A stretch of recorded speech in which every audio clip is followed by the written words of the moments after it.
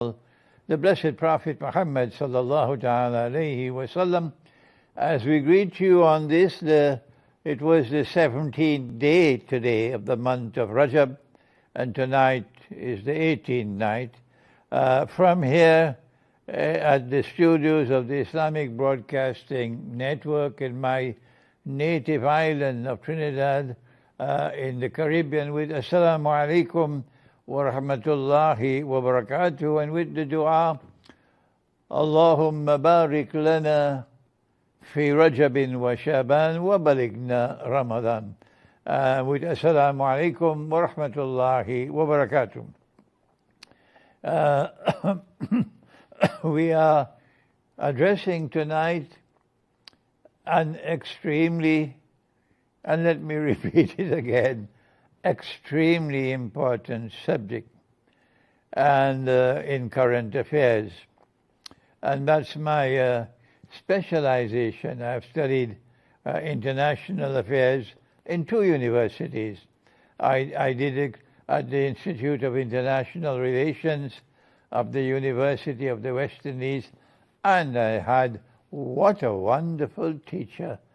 Yes, what a wonderful teacher in Professor Leslie Manigat from Haiti, who is the chairman, the director of the Institute.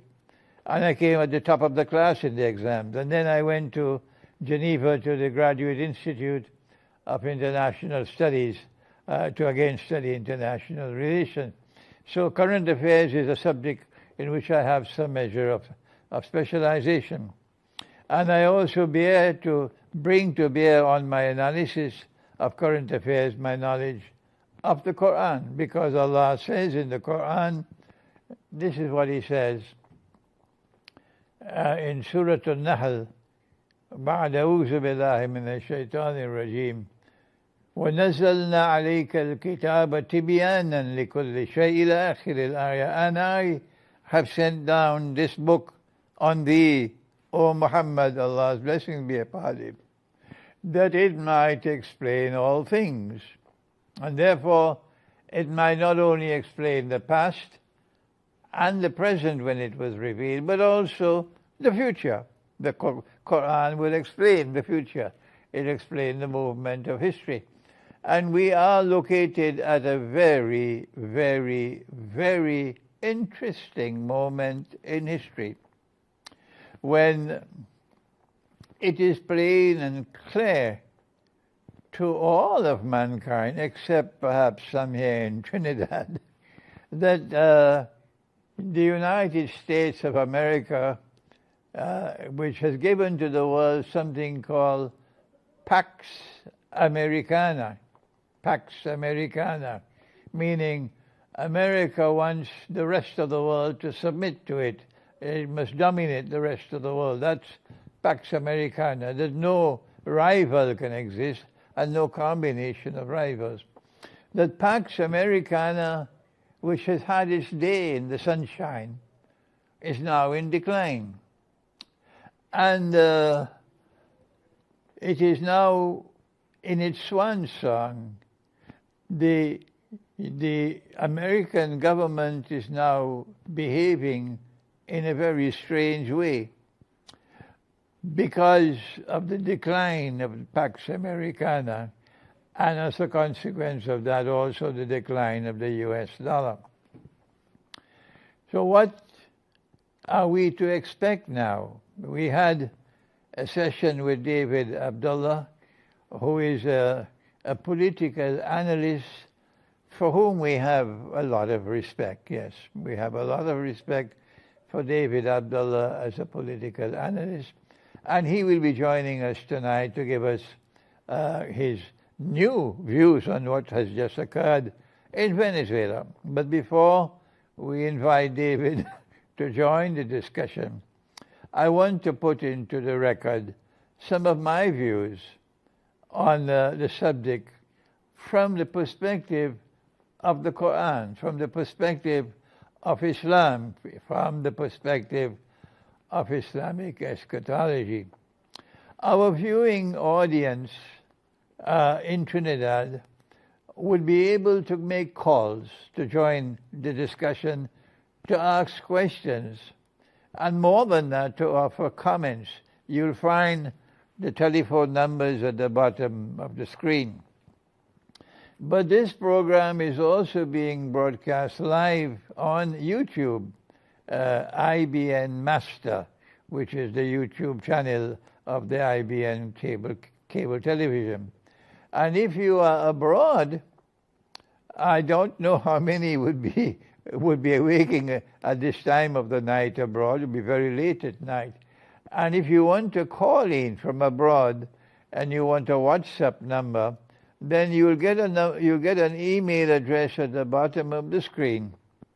And you send an email, and then our staff here will send you a WhatsApp number. We wouldn't put the number on the screen.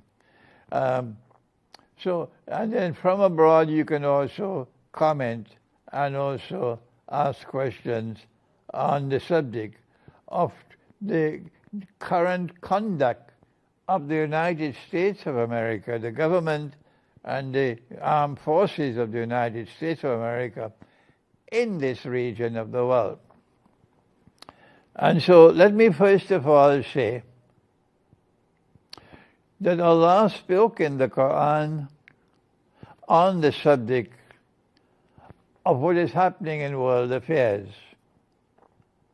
And we have in Islamic eschatology, we have the end time before the end of the world, the time of Al-Asr, the last hour before the end of the world.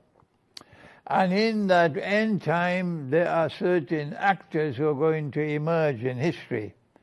Amongst them, according to Islamic eschatology, is the Antichrist, Dajjal, the false Messiah. Amongst them in Islamic eschatology is Gog and Magog. Amongst them in Islamic eschatology is Dabbatul Ardu, the creature of the earth, and we cannot tonight deal with these subjects. No, but this is not unique to Islamic eschatology. They're also in Christian eschatology. They're also in Jewish eschatology. And perhaps there's also a hint of it in Hindu eschatology. So when we come to the Quran and Islamic eschatology, Allah speaks about a shadow which will come to the world, and He warns mankind about the shadow. And the shadow will come with three parts. Now then, let us teach a very simple subject in the methodology for the study of the Quran, and I hope my viewing audience will show a little patience with me, because the subject is hardly ever taught. The Quran says that there are two kinds of verses in the Quran. One are verses which are plain and clear, and all that you need to do is explain them. These are ayah muhkama. And Allah says about these verses that they constitute the very heart of the book. They are Ummul Kitab. They have a very high status. But then He speaks about a second kind of verses.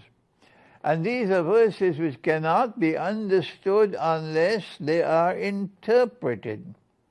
And these are called ayat mutashabihat. But they are not a part of Ummul Kitab or the heart of the book. They don't have the same status as those verses which are plain and clear. But these verses which have to be interpreted are also important. They are a part of the Quran. And in the same way that the Quran has verses which have to be interpreted in order to be understood, similar with all scriptures. And when you interpret a verse of the Quran, you say, when Allah said this, He meant that. When you interpret a verse of the Quran, you must always say, Allah knows best. Because only Allah can confirm that an interpretation of the Quran is correct. If you interpret the Quran and your interpretation is correct, then it becomes truth, and truth will survive. The dogs can bark, but the caravan will keep on moving. But if you interpret the Quran and your interpretation is wrong, you will still be blessed for the effort that you made and for having the sense to say Allah knows best. And tomorrow that will go down the river of no return and be forgotten. So when I interpret the Quran, when Allah says, بَعْدَ أَعُوذُ بِاللَّهِ مِنَ الشَّيْطَانِ الرَّجِيمِ انطَلِقُوا إِلَى ظِلٍّ ذِي ثَلَاثِ شُعَبٍ, proceed to a shadow comprised of 3 parts. No one, just no one has the authority to say, my explanation is the final word. No one has the authority to do that. Only Allah can confirm that an interpretation is correct. And we have the freedom to interpret the Quran. No one can stop us from doing that. So now then, I am interpreting this verse of the Quran and I'm saying Allah knows best. When Allah says, "Intaliku ila zillin zi salasi shurab," proceed to a shadow comprised of 3 parts. And Allah is warning about this shadow. So this is not a good shadow, but warning. It's a shadow which brings punishment. My interpretation, and Allah knows best, is that the shadow is the Antichrist, Dajjal, al-Masih al-Dajjal. I have spent years and years and years of my life on the study of the end time. I don't think any scholar has devoted as much effort and time in this age as I have done to the study of the end time. And I have written so many books on the subject on the end time.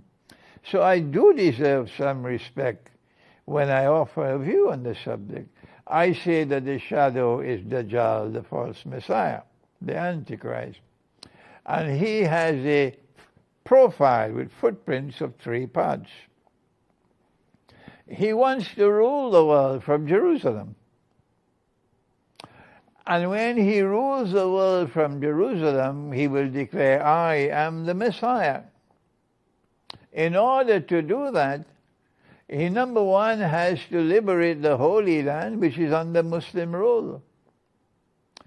Number 2, he has to bring the Jews back to Jerusalem to reclaim it as their own. 2,000 years after they were expelled and Allah banned their return. Number 3, he has to restore a state of Israel in Jerusalem and get people to accept, particularly the Jews, that this is holy Israel of Solomon, Nabi Sulaiman, and David, Nabi Dawood alayhi salam. And number 4, he has to cause that state of Israel to become the ruling state in the world, as it was in the time of Nabi Sulaiman, Nabi Dawood alayhi salam. Only then can he stand up in Jerusalem and say, I am the Messiah. Of course, that would be a lie. He would not be the Messiah. The Messiah is the son of Maryam, Jesus, the son of Mary, who came, who left, and who will return. So now then, I have mentioned in my book, Jerusalem in the Quran, which was written 25 years ago. That's a long, long time. That in his effort to rule the world from Jerusalem, he passes through 3 stages. 3 stages. In the first stage, he created Pax Britannica, where Britain became a ruling state in the world with an obsession with the Holy Land. And it was a British army which conquered Jerusalem in 1917. A British general who then declared the Crusades are now over. It was Britain which declared in 1917 something called the Balfour Declaration, that it is Britain's intention to establish and support the creation of a Jewish state, a Jewish homeland in Palestine.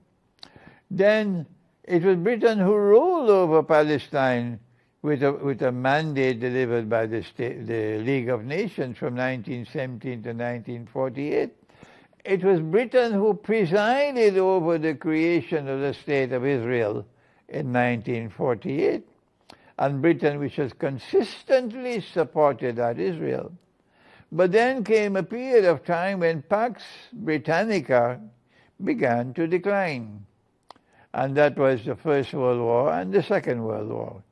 And by the time the Second World War came to an end, Britain's day in the sun was coming to an end, and the United States was taking over from Britain, and a Pax Americana was replacing Pax Britannica. And this was the second stage of the Charles III stages. And when the Pax Americana came, the US dollar replaced the sterling pound. And Washington replaced London as the ruling capital in the world. And the United States now began the effort to take over from Britain in ruling the whole world. As Britain once ruled the world, Pax Britannica, the sun never sets on the British Empire. By 1914, when the First World War started, Britain controlled every single important naval base in the whole world. So now then, the United States of America begins to replicate Britain. And this is stage 2 of the JAS mission. And the United States of America creates maybe 1,000 military bases all over the world. The United States want to rule the world. The whole world must submit to the United States. And this is Pax Americana. And the United States maintains the same obsession with Israel, like Trump now still has with Israel. The whole world is condemning genocide in Gaza, including Trinidad and Tobago. But no, Trump still supports Netanyahu. And Trump is still in support of Israel, and his party in support of Israel. This is the obsession with Jerusalem and Israel, and this is Pax Americana. So in my book, Jerusalem in the Quran, published 25 years ago, I argued that there is a third stage of the process still to come, and that Pax Americana will give way to Pax Judaica. And that's where we are now. Pax Americana is now in irreversible decline, and it has to give way to Pax Judaica. We take a little break now. Bismillahi awwaluhu wa akhiruhu. We were saying that there is a movement from Pax Britannica to Pax Americana to Pax Judaica. That in the same way that Britain ruled the world, and the British pound was used to help Britain to rule the world, and that was the first stage of 3 parts, and then the United States replaced Britain, and the US dollar replaced the sterling pound, both bogus money, and the same obsession that Britain had with Jerusalem and with Israel, the United States had the same obsession up to this day with Jerusalem and the state of Israel. But our Islamic eschatology said 25 years ago that there is a third stage of the process still to come, and it will be a Pax Judaica. And now we have arrived at that moment in history when the United States is showing signs of irreversible decline. And the United States dollar is in a difficult situation. And we want to use this background of Islamic eschatology today with David Abdullah, who is a respected political analyst who was with us last week. And now, since the last time we had a session, we had this kidnapping, that is the correct word. That is the correct word. The kidnapping by the U.S. government and the U.S. armed forces, kidnapping of the president of Venezuela. Ostensibly, we were told, for matters connected with drug trafficking. But now the secret, the worst kept secret ever, is out. The reason why they kidnapped him is because they want Venezuela's oil. But that's not the whole story. There is much more to the kidnapping of Maduro than simply Venezuelan oil. It is not just the United States of America flexing its muscles in this backyard of the Caribbean, but making a statement around the world. And we are very, very happy to have with us our dear brother David Abdullah once again, and he is going to share with us his new thinking now since the kidnapping has taken place. David, welcome once again. Maulana, thank you very much for having me back again. And yes, when we last spoke, you were making the point, and I agreed, that the United States, it was inevitable. Inevitable. That was the word that we used. Yeah. For the attack on Venezuela. We were looking and discussing the different options of military attack, but we said the attack was inevitable. And I think we were all a bit surprised at how easily that happened on early Saturday morning. Quite clearly, the U.S. forces were able to shut down all of Venezuela's air defenses, their communication systems, and so on, and therefore they were able to get in and get out, without any counterattack taking place. But we do have to recognize that 32 Cubans were killed, part of President Maduro's security detail, and there were quite a number of Venezuelans who were also killed. And the Western media is now talking about that. And since then, I had a program just a few days ago on my Tuesday talk with the MSJ and had someone from Venezuela speaking. And the report that she gave was that people have been coming out in their thousands in support of President Maduro, calling for his release, immediate release from the United States, and in support of the Bolivarian revolution continuing. The Western media is not carrying those reports.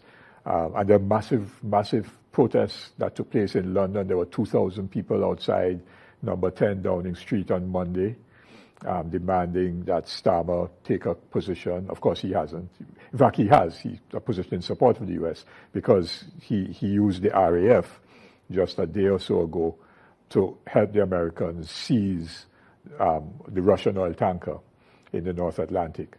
But there was thousands of people demonstrating in Italy and France, in throughout Europe, Spain, in support of the Bolivarian process and against U.S. imperialism.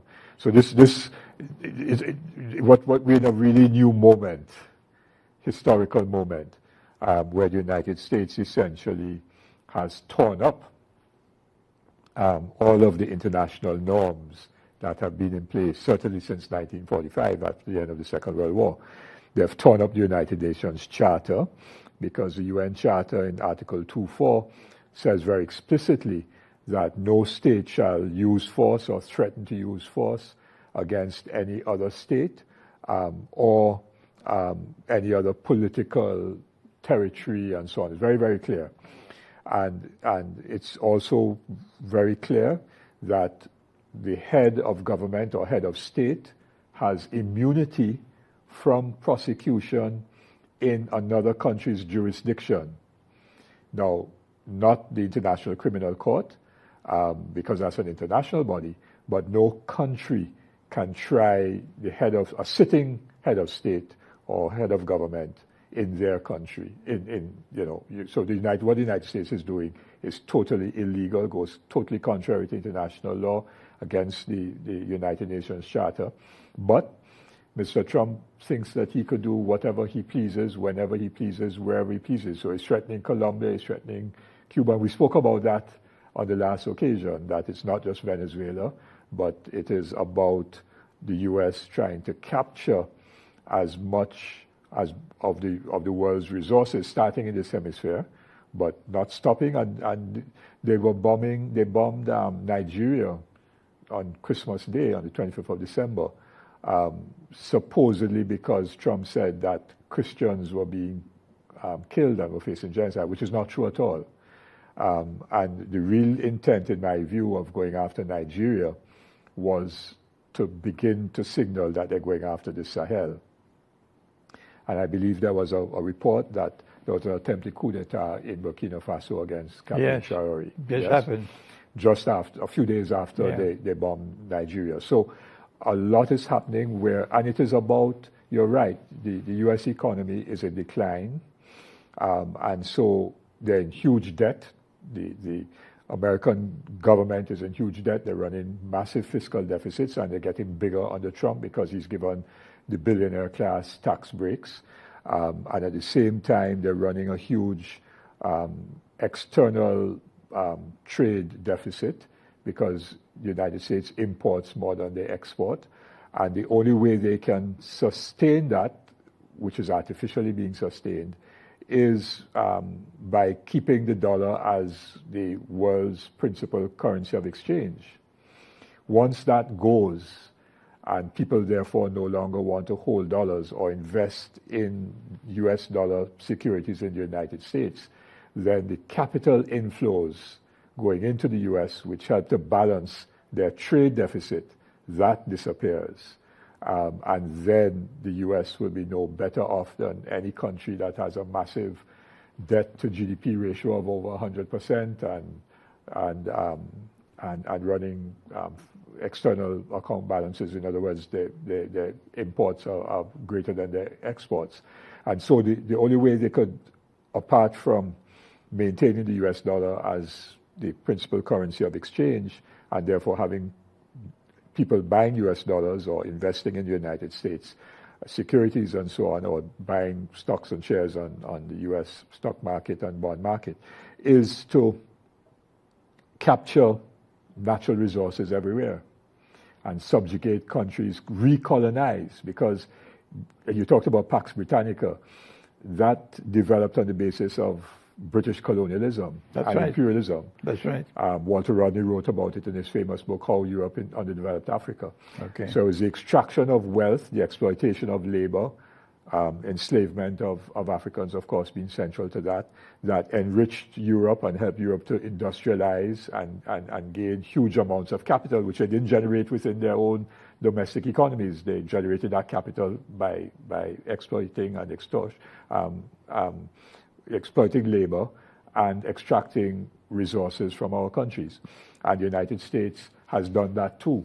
But they're now at this critical moment where they have to go back and do it again in a massive way in order to save their own domestic economy. And this discussion on international economics and on international monetary economics can take us on a fascinating road. But we have some more urgent matters to discuss, and perhaps we can invite someone from the Institute of International Relations here in St. Augustine. There is a Venezuelan scholar here. Yes. There's a Cuban scholar. Cuban scholar. Cuban scholar, yes. Yes, I know her very well. You know her? Yes, she's an economist. Yes. Jacqueline LaGuardia. That's right. Yes. If we can get her to come, yes, we can discuss the economics and the monetary economics of the system. Her mother is also a highly respected economist in Cuba. Yes. Yes. Okay. For the Cuban economy, for the Latin American economy, and for the world economy. But we have some more urgent matters. Yes. We have some more urgent matters to discuss this tonight. And our viewing audience here in Trinidad, the lines are going to be open another 15 minutes. We have the prayer for Isha. And after the Isha prayer, we'll open the lines. And in between calls, we can continue our discussion. Sure. And also we hope, because the broadcast is live on YouTube, on IBN Master. That's their YouTube channel. And those people abroad who would like to call in, they would have to send an email. The email address will be at the bottom of the screen, and then our team will give them a WhatsApp number which they can call. Now then, David, the brazen attack on Venezuela, defying all conventional laws, defying the UN Charter, defying everything, the flexing of the muscles by Trump, and the kidnapping of Venezuela's president has not changed the government of Venezuela. Correct. The government of Venezuela is still intact. The armed forces of Venezuela are still intact. What is likely to now be a follow-up of what has happened so far? Are we likely to witness now more military interventions, not only in Venezuela, but elsewhere in this region? Yes, and you recall, Maulana, that when we spoke, I was saying that people talk about Maduro as if he's the be-all and end-all, and I said that's not so. There's a party, the United Socialist Party of Venezuela, there's a leadership and a government and the military and so on. And so there's state institutions, and those state institutions function right away. On the Sunday, the day afterwards, the Supreme Court met and, according to the Constitution, determined that Delcy Rodriguez, as the vice president, would become the temporary president because the President Maduro is not dead. If he had died, as President Chavez died, then they would have to call an election within 30 days, according to the Venezuelan Constitution, which is what happened in 2012, I think it was. So President Maduro was acting, and then there was an election, and he was elected. But in this case, President Maduro is alive. So he's absent from the jurisdiction, and therefore there is a temporary president or an acting president who is Delcy Rodriguez, according to the Constitution. And on the Monday, quite coincidentally, the Legislative Assembly, which is their parliament, which had been elected late last year, I think it was in October or November, their term of office started in January, and therefore they were sworn in January. And when they were sworn in, or when they met as an assembly, Delcy Rodriguez actually at the same time took the oath of office as the acting president. So the institutions are there and are working, and the cabinet is working. And you're right, the military is still there and intact. So Trump said that to Delcy, if you don't behave, if you're talking to a schoolgirl, if you don't behave, then your fate will be worse than Maduro. Now, people don't know who Delcy Rodriguez is. She is the daughter of revolutionary figure in Venezuela who was fighting against repression, was jailed, tortured, and died in jail, being tortured, yes, in the 70s. Okay. So she has within her DNA, if you wish, in her family tradition, a tradition of struggle against injustice. She lost her father when she was probably still a teenager, I suppose. Yes? So she has come up in that process. Yes, she's very highly educated, University, London, Paris, and so on, very highly educated. She's an attorney and so on. So she's a very capable person, technically, and the last few years she was very responsible for restoring Venezuela's economic growth. She was Minister of the Economy, Minister of Energy, and she had to restore Venezuela's economic growth. So she's a very competent person, but she also is a very conscious revolutionary person. Very good.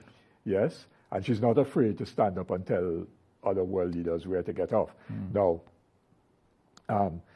there have been reports about, which Trump has exaggerated, because I've been making some inquiries quietly, and Trump says, she's agreed to give us 50 million barrels of oil, and Rubio said she has to do whatever we tell her to do because we'll crash the Venezuelan economy. That is not what she's saying. She's saying that we will treat with the United States and everybody else with mutual respect. We will engage with them in trade and other matters, which is what Maduro was saying previously. And so she has not strayed from that position.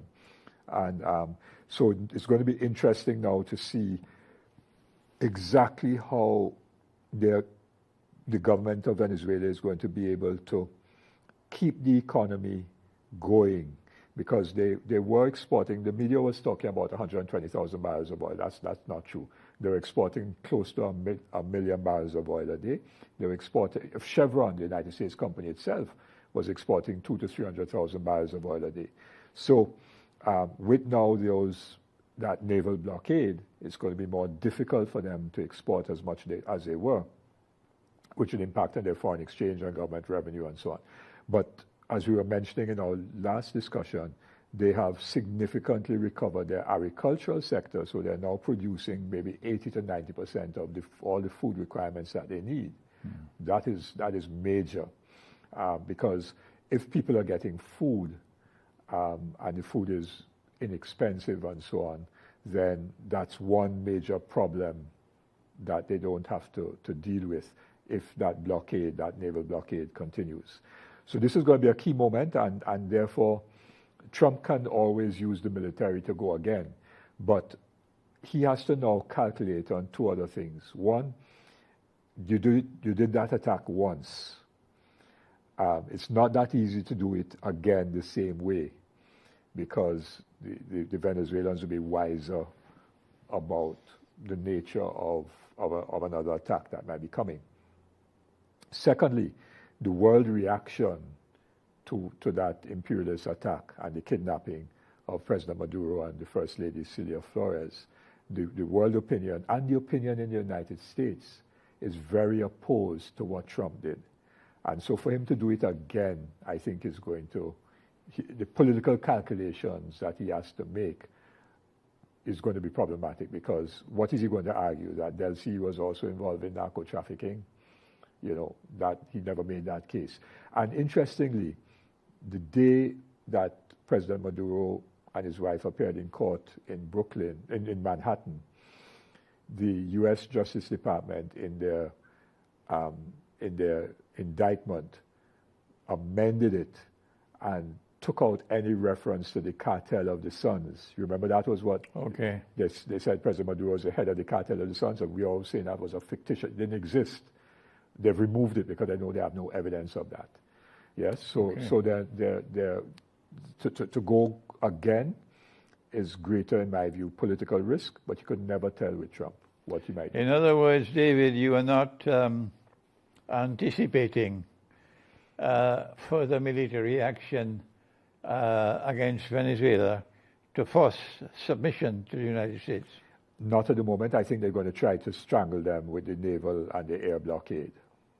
Okay. And see how that goes. And then if the United States is not likely to engage in further military action against Venezuela at this time, does that mean that the rest of the region is safe from military attack from the United States at this time? No, because although I saw statements by Trump saying that the Colombian President Petro is supposed to meet him in Washington, I don't know why Petro would go to Washington to meet Trump. I think that's a very dangerous thing to do. But Colombia, I think, is still in the sights, but more specifically Cuba. Cuba. I think Cuba, because Trump said Cuba is about to fall, and which is not true, but that's his statement. And Rubio, as we were discussing, really would like to destroy the Cuban Revolution. And I think, therefore, that if they do want to attack, they may try and attack on Cuba, but that is going to be far more problematic than even the attack on Venezuela in many respects. The last time we met, we came to the conclusion, and we were correct. We were anticipating that the United States would launch an attack on Venezuela, and it happened. Yes.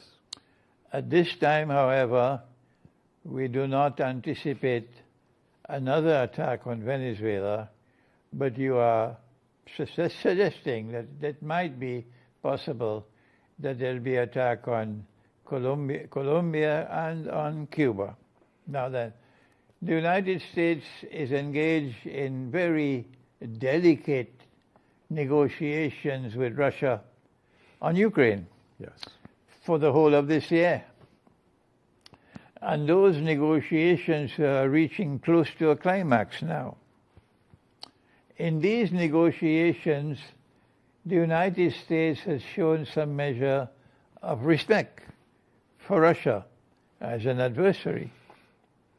But we just saw something recently, that a tanker which had been stopped, and then the American Navy was pursuing this tanker.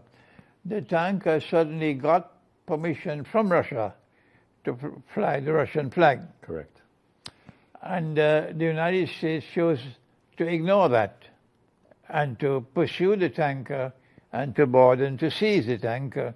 In other words, throwing the glove at Russia. Yes, and they did that with the support, the United States did it with the support of the British, RAF. Good. That was reported, yes. Can we establish a link between the present conduct of the United States in Venezuela and in the Western Hemisphere, flexing its muscles, and the negotiations in Ukraine to try to bring about a resolution to the problem in Ukraine? Do you see any connection between the two? That's an interesting question, and we're getting into the realm of some suppositions, which I don't like to generally to get into. And we don't know what the conversations have been between Trump and Putin, and whether or not Trump has said to Putin, okay, we will concede many of the things you want with respect to Ukraine if you don't push us too hard on Venezuela. People have been saying those things. I have no evidence of that. I suppose time will tell. That is, of course, in the realm of possibility. Okay. States tend to pursue their own interests first and not necessarily pursue the interests of others. We have just a few minutes before the Azan for Isha, but before we end,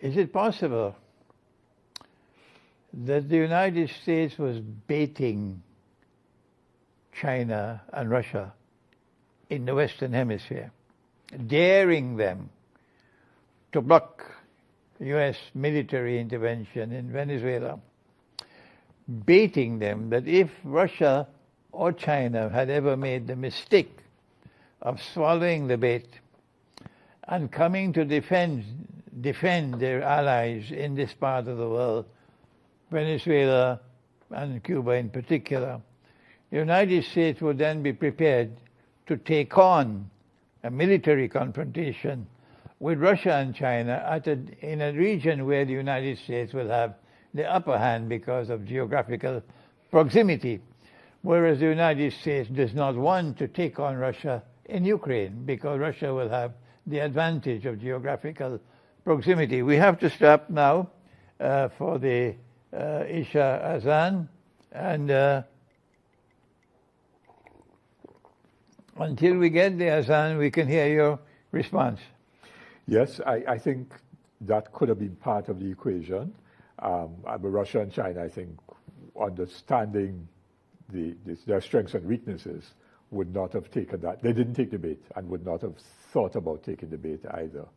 But what is significant is that they have said very clearly, certainly in terms of China, and I want to raise the question of Iran as well, because the demonstrations that have broken out in Iran seem to me to be also coincidental, because Trump then said, we will attack Iran very soon if people are killed in Iran, the protesters are killed. So that's another part of the puzzle. Time to break for the Azan, okay. Bismillahi awwaluhu wa akhiruhu. We were discussing before the Azan broke, the Azan of Salatul Isha, the possibility of further American military intervention in this part of the world, because neither Russia nor China intervened or took the bait to intervene to save Venezuela. And therefore, Trump and his American administration is likely to recognize this as an open door to be exploited to the advantage of possible further military interventions, which will bring about a catastrophic change in this part of the world. Could you kindly respond to that? Yes, it's quite clear that he thinks now that he is Lord of all and master of all that he surveys. I mean, he's behaving like that, you know. Yeah. He's saying the West, and they've said it, the Western Hemisphere is our hemisphere. That's right. And nobody can come into this hemisphere. And the national security strategy said that they must, one of the objectives is to keep out any power from outside the hemisphere and not allow them to have any military capability or threat to the United States and so on. So that they're very explicit. I mean, one thing about Trump and his statements is that he's not hiding anything. No. Previous American presidents would try to dress things up in some kind of talk of democracy and values and so on. Nothing to do with values and democracy. Straight case. This is ours. We're going to control it. And it will be very difficult for Russia and China militarily unless they were to locate a base in Cuba or something like that, which would then raise the ante, like the Cuban Missile Crisis did in 1962 or 63. And so the issue would now turn, which some people are suggesting, and this is one of the things that some of the elements in the United States are very concerned about, and Western Europe, that what Trump has done by breaking the international order in this very dramatic way, that China could now say, okay, if you have done this to Venezuela, Taiwan, which officially is part of China, it's not now a separate state, it's officially part of China, that we are now going to go and take control of what is really ours, because Taiwan is part of China. And so people are fearing that could be one of the things that develops in this context. And whether would the United States then try to intervene, because it does have military bases in that part of the world, in South Korea, Taiwan itself, elsewhere they have bases. So would the United States try to intervene in that situation where they now geographically are at a disadvantage, even though they have military assets there? So I think we are entering, Maulana, into a very dangerous stage of world history, because the actions of Trump, while seemingly rational with respect to what the U.S. wants to achieve to save its economy, by disrupting so much, is also very irrational and can provoke consequences that can just spiral out of control. Two questions, David. Anticipating further American military interventions in this region of the world after the successful intervention in Venezuela, in the kidnapping of Maduro, is it possible that countries in South and Central America and the Caribbean who feel threatened can now come together to discuss a possible military alliance where one attack on one will be an attack on all? The problem with that, Maulana, is that there are not enough like-minded governments. There's Brazil, which is a very large country, of course, there's Mexico, and apart from those two, Venezuela is in a weakened situation now. There's Cuba, which has its own challenges, Colombia, and that's about it. Argentina is very pro-Trump. So now is Bolivia, Peru, Ecuador, Paraguay, El Salvador, and Honduras now is likely to go that same route, Guatemala. So when you look at the number of countries in South and Central America, the majority of them would be pro-American, the majority. So is it then that Brazil, Colombia, Mexico, and Cuba are likely to continue to simply sit down and not do something to enhance their security? They obviously will enhance their security, but I'm not so sure if it will be in the form of a pact. Okay. Intra-country pact. Okay. Yes. That brings me to my next question. Korea has demonstrated to the world in a very plain and clear and dramatic way that the Western world will not respect you unless and until you have a deterrent power that they must respect. And so Korea became a nuclear power. And not only a nuclear power, but the missile capacity to deliver a nuclear weapon, even to reach the United States. And with a rampant Trump in this part of the world, is it possible now that you can see a movement in those states which consider them to be threatened by Trump, like Venezuela, like Mexico, like Colombia, like Cuba, and perhaps also Brazil, an effort now to recognize, as we hope Iran is now recognizing, that you will not be able to secure security from a rampant United States of America and Israel, because these two are sisters. You cannot get any security, measure of security that is adequate unless and until you have a nuclear deterrent. Yes, and the challenge with that, of course, is that it takes some time for them to develop that deterrent, unless it is supplied directly by a country that has that capability. And any attempt, therefore, to develop it internally, the Americans will then bomb it as they did Iran. Yes, that would be what they would do. The interesting thing is that, of course, not spoken about much, is that South Africa has that deterrent. That was the West during apartheid allowed South Africa to develop that. Okay.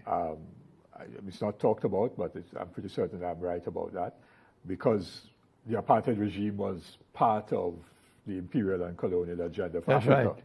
Yes, and of course, when the government changed, it's now in the hands of the South African government.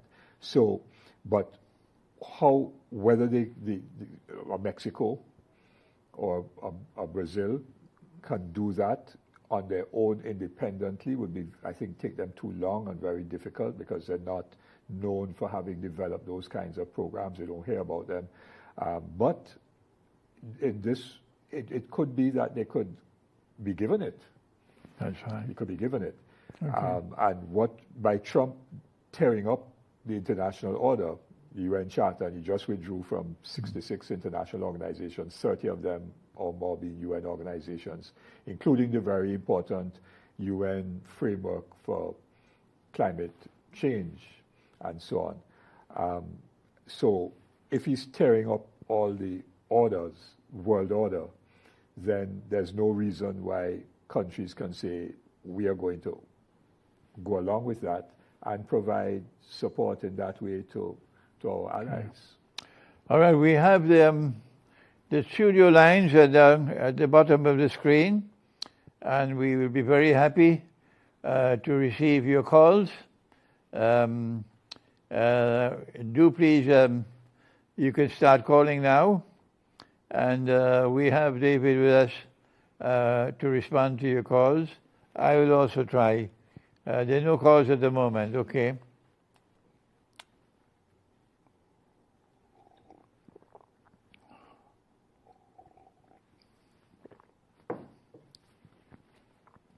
I want to turn now, David, to that part of the subject which we touched on earlier, namely international monetary economics and international economics. First of all, the impact of Trump's military activities in this part of the world on the Trinidad and Tobago economy, on the Trinidad and Tobago dollar, and on the Caribbean economy. Do you have any thoughts on the subject? Well, certainly in terms of the economy, and I think we did say that what was happening, and before, of course, the attack, and it's become aggravated by the attack, is that a number of persons will cancel bookings to come into Trinidad. It's the carnival season. It is the quote-unquote winter season for Tobago. And I heard the president of the Tobago Chamber just this morning saying that there have been cancellations, so that it's quite clear that, you know, those tensions. There were problems, for example, with flights on Saturday. A number of airlines had to cancel flights in this part of the world because there was a no-fly zone, because you had all these U.S. military planes going up and down and so on. So there is that once the U.S. forces remain parked in the Southern Caribbean, then there'll be uncertainty, investor uncertainty about what is going to happen. And so, yes, I think the Trinidad and Tobago economy will be negatively affected. The government of Venezuela has not changed. You made that point earlier. And therefore, there is no dragon gas deal for us at this point in time. There is no cross-border gas possible. And we saw just before the new year that one of the major companies that operate in Point Lisas, Nutrien, which has, I think, about 3 or 4 ammonia plants and another plant, about 4 or 5 plants in that complex, they are pulling out of Trinidad. Not only does that mean a loss of jobs, but it also means a loss of foreign exchange, government revenue, and so on. So our economic situation is not good. And, you know, the national security strategy of the United States talked about encouraging and rewarding governments, political parties, movements that are aligned with their policies. And so the question, I think we may have talked about that, is there some quid pro quo that Mrs. Prasad Bissessar has talked about, negotiated, broached with the U.S. government for her unequivocal support of the U.S. action, which support was reiterated this week at the OAS General Assembly or Council, and also at the Security Council, where Trinidad and Tobago's representatives spoke. And they said that they support the whole United States efforts to deal with narco trafficking. I mean, after the kidnapping, after Trump said it's all about oil, they're still talking about narco trafficking. It was shameful. It seems that our discussion, our subject of discussion, is too technical for our listening audience. We don't have any cause at this time. We don't move from Trinidad and Tobago, the economy and the implication for the Trinidad and Tobago dollar, to the Cuban economy. And the fact that the United States is blocking oil from reaching Cuba from Venezuela, what would be the implications for the Cuban economy and the Cuban, is it peso? Yes. Go ahead. Yeah, no, it's the Cuban economy is in great difficulty. The strangulation of the blockade was worsened by COVID. And then, of course, Biden did not release any of the measures that Trump had put in place. And then Trump came back and tightened things even more. So the situation is difficult, and Russia's inability and Venezuela's inability to provide oil is critical, so that Cuba's energy supply situation is problematic. Quite apart from old infrastructure, the supply of oil to run the generators is a real issue. However, China has put in huge solar farms in Cuba, and that will help, but it's not yet to the point where their dependence on imported oil to run the generators in the power stations has been significantly reduced. Years ago, as we talk about nuclear, years ago, the Soviet Union was actually building a nuclear power station in Cuba. In Cuba. Yes, I visited it. It was still under construction, and we were taken close to where this was being done. This was in the mid-'80s. But when the Soviet Union collapsed in 90, that came to an end. So Cuba was never able to complete the nuclear power station. It wasn't a nuclear facility to develop a nuclear deterrent. It was a nuclear facility to power station, which would have reduced their dependence on imported oil very, very significantly. I don't think they could get that back up and running. It wasn't completed. This would have been in the end of the 80s. That's a long time, 30 odd years for them to try to get that going. So solar power is probably what they have to do more of with the support of China. And this is going to now be crucial. To what extent are China and Russia prepared to provide more economic support to Cuba? Because if they do, and the Cuban situation, economic situation, and therefore the social conditions of the Cuban people becomes that much easier, then it will strengthen Cuba's position vis-a-vis any kind of attack by the United States. So that China and Russia now really, in my view, have to do much more in terms of economic collaboration with Cuba. What is the likelihood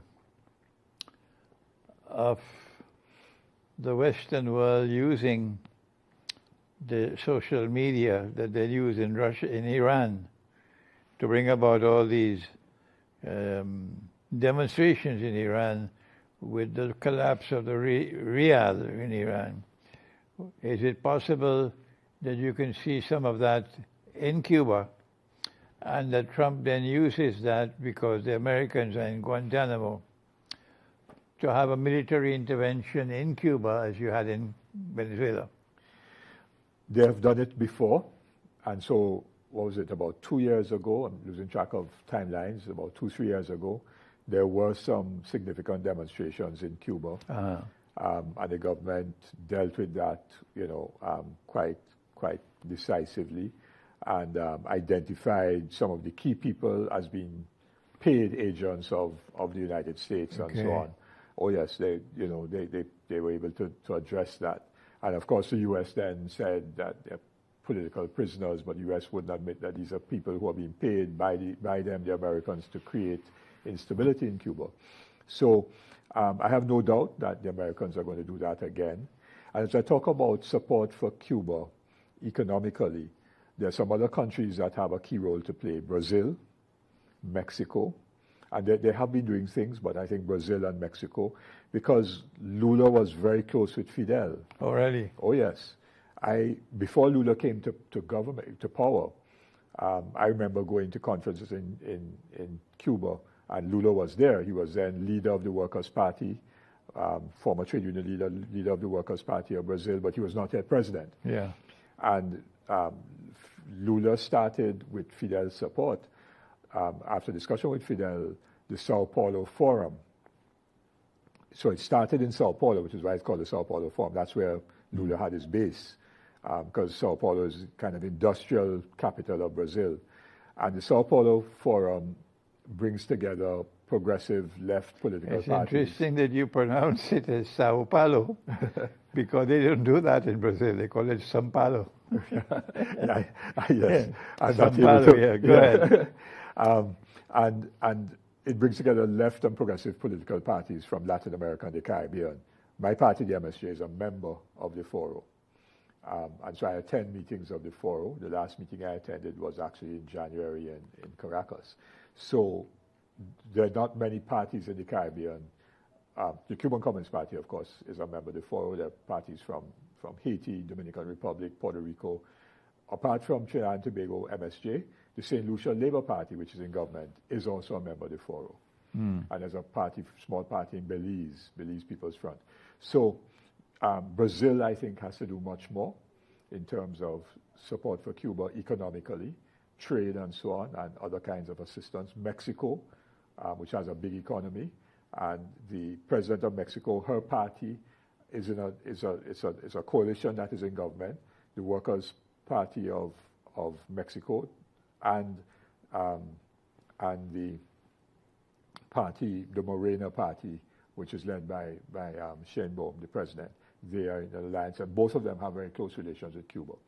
So Mexico, Brazil, South Africa, although it's far away, because Cuba provided hundreds of scholarships for South Africans during the apartheid days to be trained in medicine and law, whole engineering, architecture, a whole range of capabilities and skills.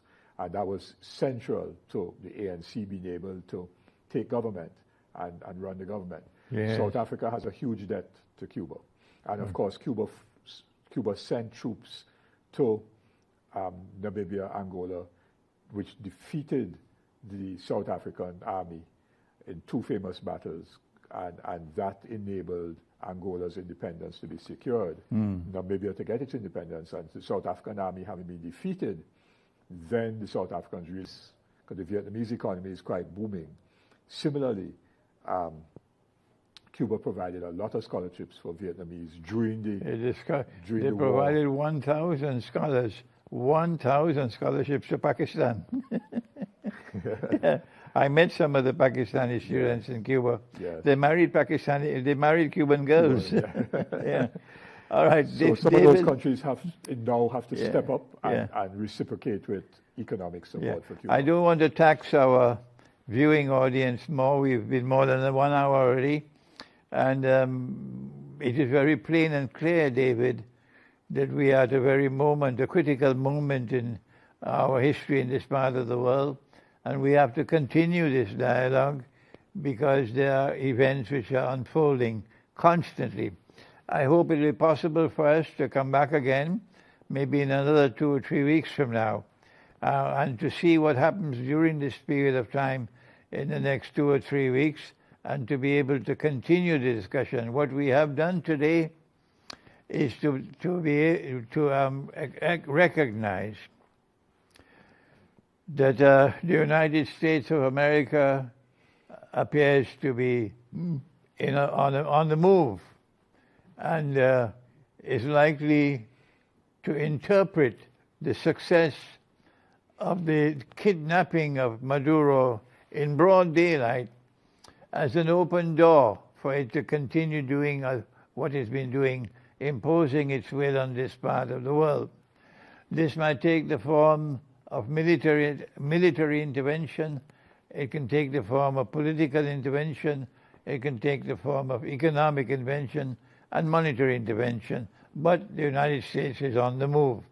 And we have to therefore be constantly returning to the subject so that our listening audience, our viewing audience might benefit from your scholarship and from your analysis. Thank you, David, for spending this time with us today. It's a pity we didn't have any calls, but perhaps the subject is just a little bit too difficult for our viewing audience. Thank you, bye-bye, and we meet again. Yes, Malala, thank you very much for having me. Perhaps some people too are a little concerned about voicing their opinion. Oh, yes. There's some fear in this society. And we need to break that fear, yes? Yeah. And let me just say that on Tuesday next, and I'll send you the invitation formally, but we're going to be having an online forum, what we're calling an assembly, where we're getting people from throughout the Caribbean, Latin America, elsewhere. Where is this? It's going to be online primarily, and there'll be some physical... Please inform the audience. Yes, there'll be online, and we will send the information to the media so that people could register. The people have to register. But there'll be we will be in a space where some people could gather physically in Trinidad, but not a lot, maybe 100, 150. What day is this?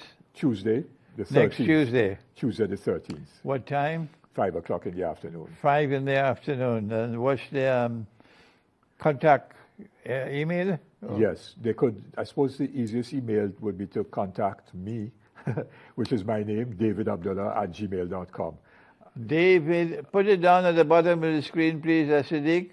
davidabdullah@gmail.com. That's the email address. Yeah. If you want to join in the discussion next Tuesday at 5 o'clock in the afternoon, you must send an email to davidabdullah@gmail.com. Please put it at the bottom of the screen. My Abdullah has one L. And one L for Abdullah. Yes. It's one L for Abdullah. Long story. Okay. My grandfather spelled his name with one L, and his brother spelled it with two. All right. When we are rebroadcasting this, we put it at the bottom of the screen. Thank you, David, for this important session that we've had, and we look forward to another one soon, inshallah. Certainly. Okay. Thank you. All right. Bye-bye.